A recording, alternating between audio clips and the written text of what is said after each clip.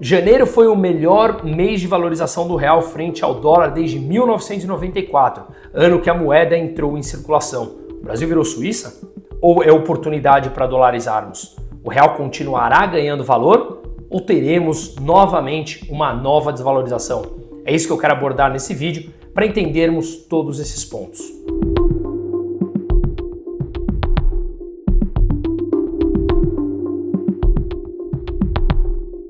Mas antes de continuarmos, queria um pouco da sua atenção. Aqui nesse canal, a gente valoriza veículos de comunicação que pregam os mesmos valores que nós. Liberdade de expressão, liberdade de mercado e valores extremamente sólidos. Esses merecem todo o nosso respeito e todo o nosso apoio em meio a tudo isso que estamos vivendo. É por isso que não apenas faço parte da equipe da Revista Oeste, como ela também é uma mídia independente que está levando jornalismo sério e verdadeiro, sem censura, com uma qualidade a cada vez mais pessoas. E agora eles estão com uma campanha histórica para atingir os 100 mil assinantes. Fato histórico, pregando a total liberdade de expressão. E eu quero que vocês façam parte disso junto comigo. Acesse o link que está aqui na descrição ou o QR Code que está aqui na tela. Não fique de fora dessa. Ao assinar, você não apenas está apoiando um jornalismo sério que bate contra esse sistema corrupto autoritário, mas também ajuda a divulgar e estruturar essa causa que está tomando corpo no Brasil. Precisamos buscar nossas liberdades. Esperar alguma coisa deles é esperar que sejamos calados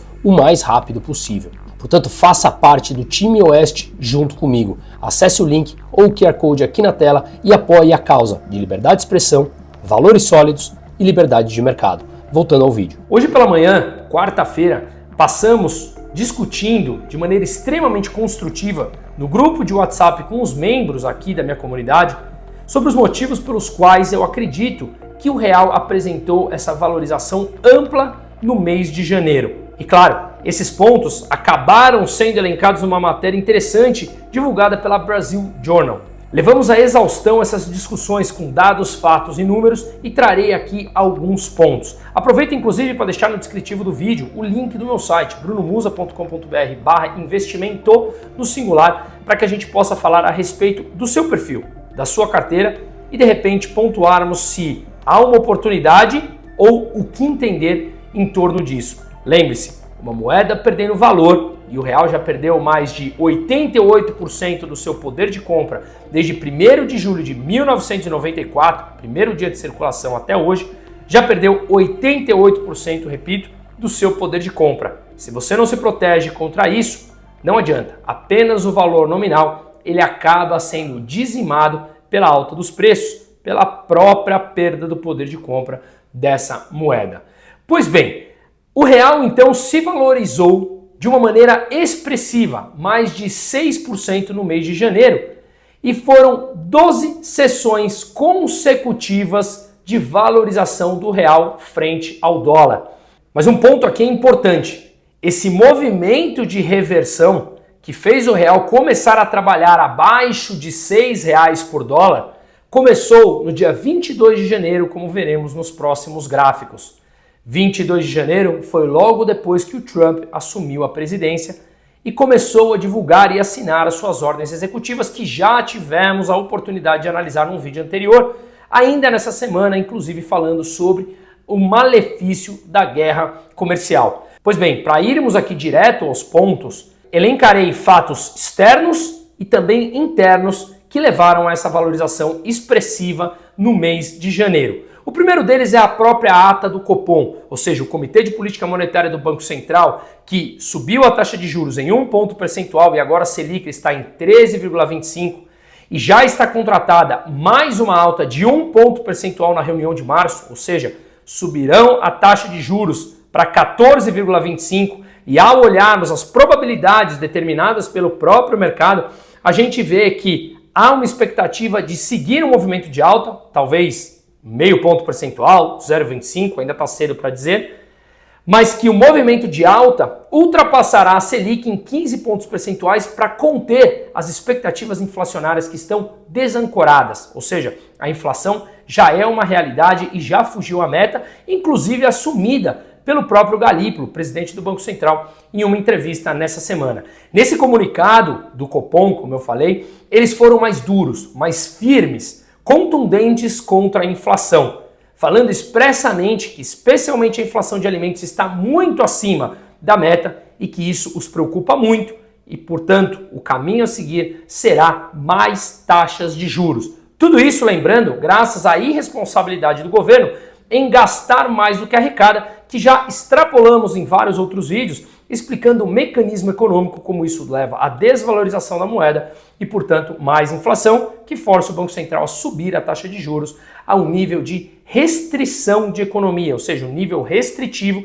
para que a atividade econômica seja esfriada, desestimule a demanda e, portanto, a inflação ceda. Esse é apenas um componente num grande resumo. Claro, a atividade econômica está, inclusive, acima da capacidade produtiva do Brasil, porque o governo vem se endividando para injetar dinheiro na economia via expansionismo fiscal, via endividamento público, que leva a esse ciclo vicioso que estimula ainda mais a inflação. Uma ideia completamente retrógrada e antiquada. Portanto, o primeiro ponto é a ata do Copom sinalizando mais taxas de juros. Uma taxa de juros mais alta faz com que a diferença entre os juros no Brasil e os juros nos Estados Unidos favoreça o chamado carry trade. As pessoas tomam dinheiro emprestado nos Estados Unidos a juros mais baixos, mandam para o Brasil e essa entrada de dólar, justamente para ganhar nessa diferença de taxa de juros, faz com que essa oferta maior de dólar acaba favorecendo o real frente à cotação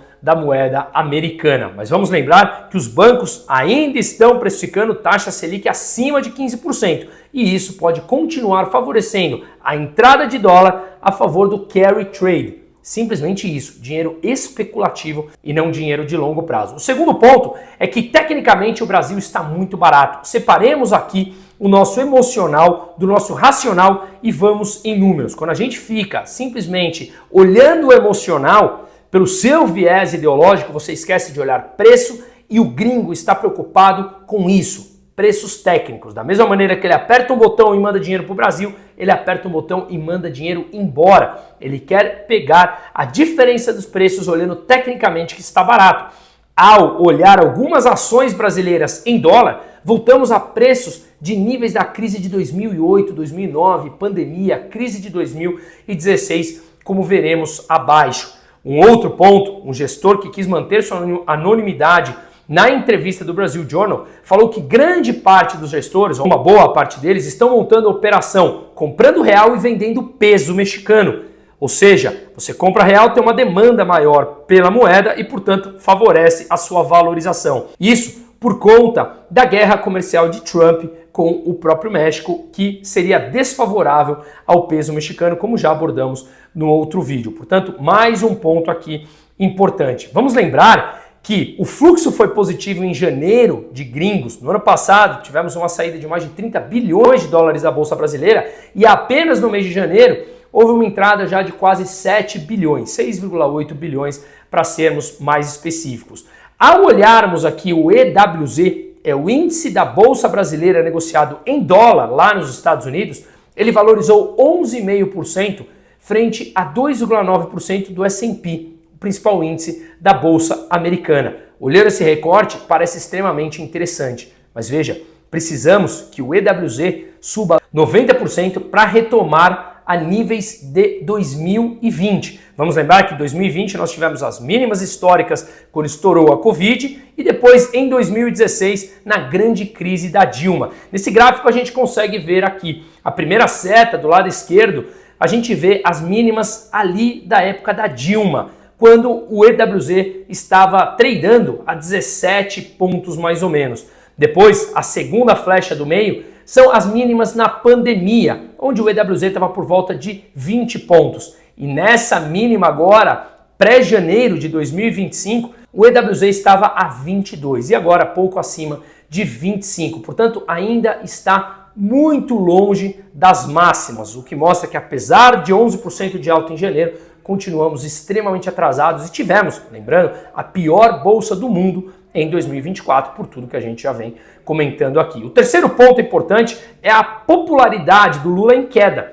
Isso, como já entramos próximo à campanha eleitoral, muitos já começam a precificar a possibilidade de Lula não se candidatar ou, se candidatar, vier a perder e que o Brasil tenha uma visão alterada da forma de fazer política e de gastos públicos. Como o Brasil está tão barato, olhando apenas preço, há uma entrada de fluxo que acaba favorecendo, seja a bolsa subindo e, portanto, real valorizando também.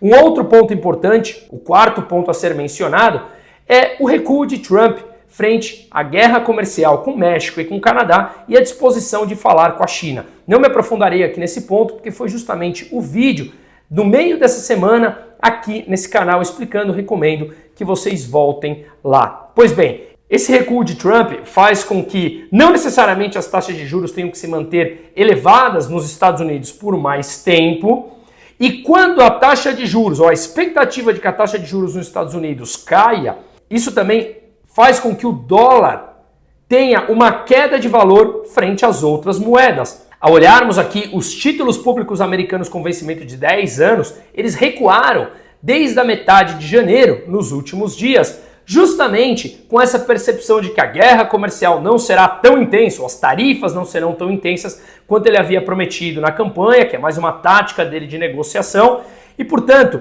juros mais baixos nos Estados Unidos, obviamente teria uma demanda menor por dólar e as moedas dos países emergentes se valorizam frente ao dólar, incluindo o real. Portanto, não é um evento brasileiro específico, é um evento global, como veremos aqui. O DXY, que é o índice do dólar frente a uma cesta de 6 principais moedas pelo mundo, a gente vê que teve, nessa linha amarela, um amplo campo de valorização desde o ano passado, chegou a ser negociada a mais de 110 pontos e agora está pouco acima de 107 pontos, ou seja, o dólar perdeu valor frente a uma cesta das principais moedas do mundo e, consequentemente, o real entra nessa onda também. Vamos lembrar que o real já se valorizou 50 centavos frente ao último pico, que foi a máxima histórica em valor nominal, pouco acima de R$ 6,30 em meio a toda essa bagunça do governo. Mas esse é o grande ponto. Será que o dólar continuará perdendo valor, portanto o real seguirá ganhando valor?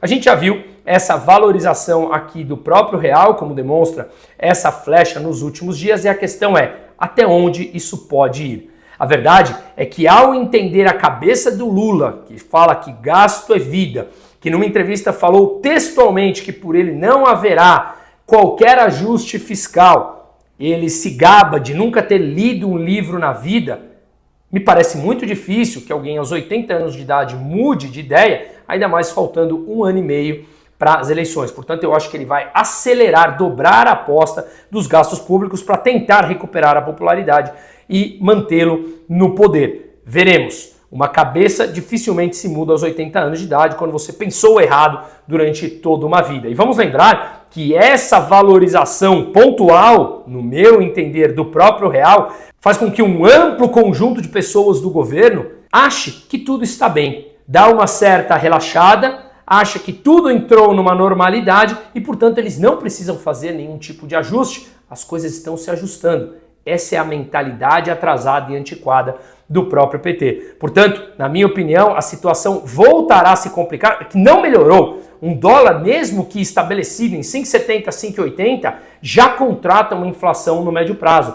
Mas é que eu acho que aqui ainda apareceu oportunidades justamente porque o Lula não mudará a sua cabeça. E isso pode até ser um fator complicador em que ele entre numa zona de tranquilidade achando que tudo acabou melhorando. Vamos lembrar que o fiscal brasileiro, que exploramos em vários outros vídeos já em detalhes, continua péssimo com a dívida crescente. A dívida não para de crescer de forma exponencial, como mostraremos aqui em breve. E essa dívida crescente faz com que a gente reviva a situação de dominância fiscal. Não acredito que ainda estejamos nela. Ou seja, chega um ponto em que, mesmo o Banco Central subindo a taxa de juros, os agentes econômicos já perderam toda a confiança na moeda, que a inflação continua galopante. Isso aconteceu, por exemplo, na Argentina, na Turquia, acontecia no Brasil lá atrás. Na Argentina, a Pré-Milei, que tinha a taxa de juros em 133% ao ano, e mesmo assim a moeda perdia valor a cada dia.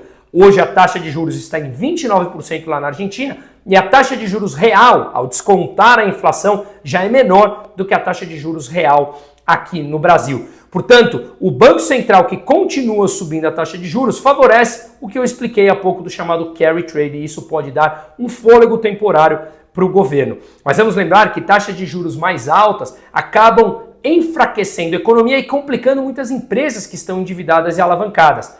Hoje que eu estou gravando, dia 5, saiu dados do PMI de serviços no Brasil. Atividade de serviços. Acima de 50 é expansão, abaixo de 50 é retração. Veja que a gente está pelo terceiro mês consecutivo em uma queda drástica. E essa foi uma queda expressiva, atingindo 47 pontos e veio de 51,6 em dezembro. Foi uma queda expressiva do nível de serviços que representa quase 70% do PIB brasileiro.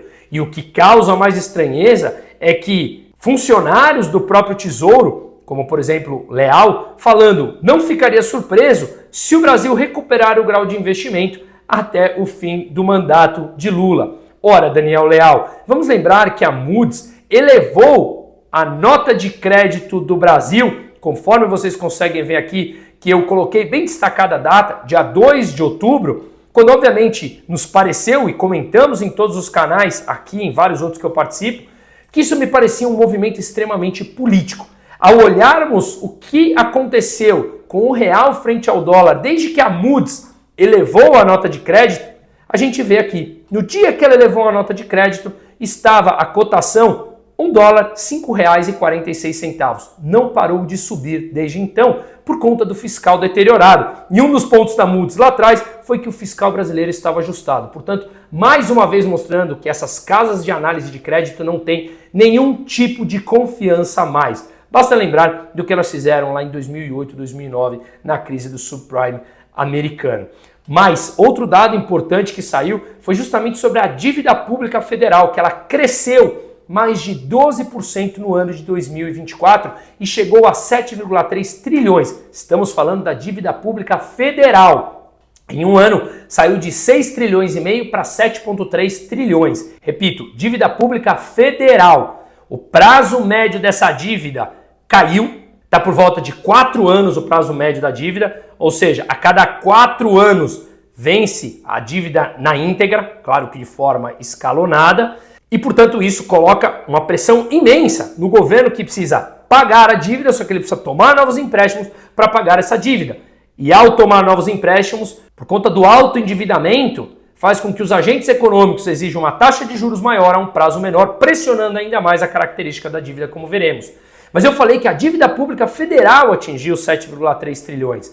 A dívida bruta do governo geral atingiu 9 trilhões, que é o maior valor da história. Ou seja, você pega a dívida que eu falei anteriormente, da dívida pública federal, e você acrescenta aqui o INSS e estados e municípios. 9 trilhões. E mesmo assim, Daniel Leal acha que é possível recuperar o grau de investimento, a não ser que elas continuem sendo agências de classificação politizadas por completo. E ele continua falando, o Daniel Leal, na sua fala, abre aspas para ele: não vejo agora impacto de nível de LFTs que poderia atrapalhar a condução do Banco Central. O que significa isso?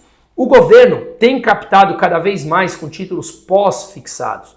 Ou seja, as pessoas, os agentes econômicos estão dispostos a emprestar ao Brasil, em grande parte com títulos pós-fixados. Ou seja, os juros que você recebe a emprestar para o governo, grande parte deles estão atrelados à Selic. Se a Selic sobe, encarece a dívida brasileira, aumentando o custo da dívida e de todo o estoque da dívida de 9 trilhões. Portanto, coloca mais pressão ainda no governo. Grande parte da dívida, por exemplo, dos Estados Unidos e de países desenvolvidos são pré-fixadas. Você tem uma previsibilidade ali do fluxo de caixa que você vai descontar para pagar aqueles juros. No Brasil, com a Selic subindo, você não tem a menor ideia, ou seja, o governo não tem a menor ideia até onde vai essa Selic para conter a inflação, que é oriunda e resultado dos altos gastos governamentais e pressiona ainda mais o estoque da dívida como um todo. Além, obviamente, do orçamento de 2025, que não foi aprovado, mas que, segundo um próprio estudo divulgado hoje, como mostraremos,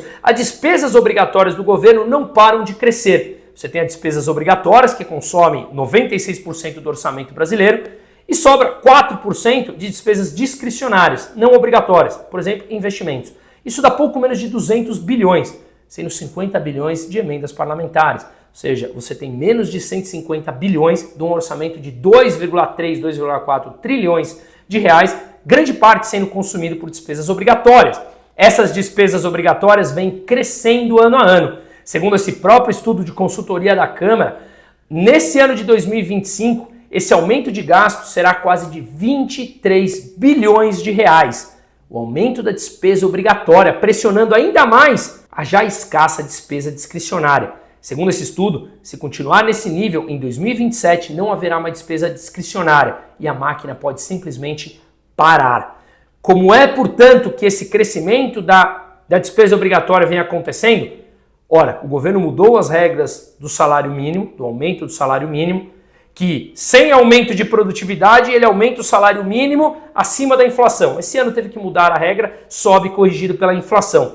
Mesmo assim, isso pressiona os gastos do governo com previdência, com abono salarial, com benefício de prestação continuada, com seguro-desemprego. O gasto do governo continua crescendo, fora tudo que a gente falou da dívida que explode de forma exponencial com a alta dos juros. Portanto, o salário mínimo que saiu de 1.412 para 1.518 pressiona todos esses gastos governamentais que pressionam os gastos obrigatórios do governo.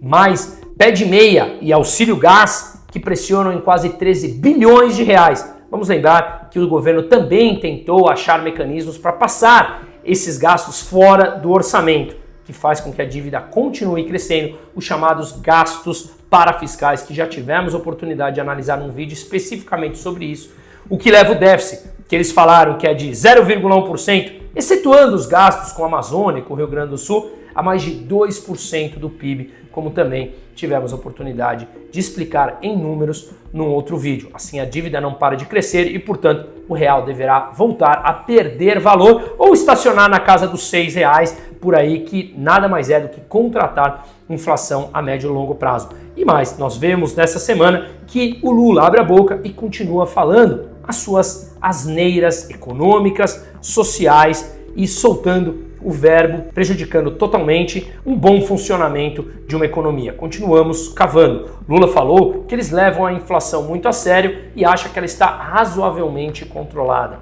Você saiu às ruas para perguntar para o seu eleitor ou o seu ex-eleitor, Lula? Provavelmente não. Você não pode mais sair à rua de maneira tranquila. E aí, o Dário Durigan da Fazenda falou que o governo não descarta outros modelos para compensação de isenção ampliada do IR. Eu, como falo sempre, sou contra a existência de impostos. Mas se o governo vai isentar quem ganha até 5 mil, uma promessa de campanha, ele vai abrir mão de uma ampla receita. Da onde virá a receita para que o déficit não cresça ainda mais? É aí que ninguém sabe. Será que teremos mais espaço para impostos ainda? Hugo Mota, mesmo sendo aliado de Lula, novo presidente da Câmara, falou que chegou a hora do governo fazer a parte dele e cortar os próprios gastos. Portanto, na minha opinião, o dólar, quando respira, é oportunidade para investir lá fora, ainda mais com juros mais altos. Mas aqui no Brasil, as oportunidades também estão imensas. Diversificação é o nome do jogo. Não entre na onda que aqui teremos confisco de poupança, a moda antiga. Isso é feito via inflação. Não precisa dos mecanismos antigos. As oportunidades também estão aqui no Brasil. Não deixem passar, diversifiquemos. E para isso eu deixo o link novamente aqui embaixo, brunomusa.com.br/investimento e falemos a respeito disso. Separe o emocional do racional. Esse é o nome do jogo. Entendamos a cabeça lá de fora e o fluxo de gringo, que é o que a gente debate com os membros da nossa comunidade. Seguimos.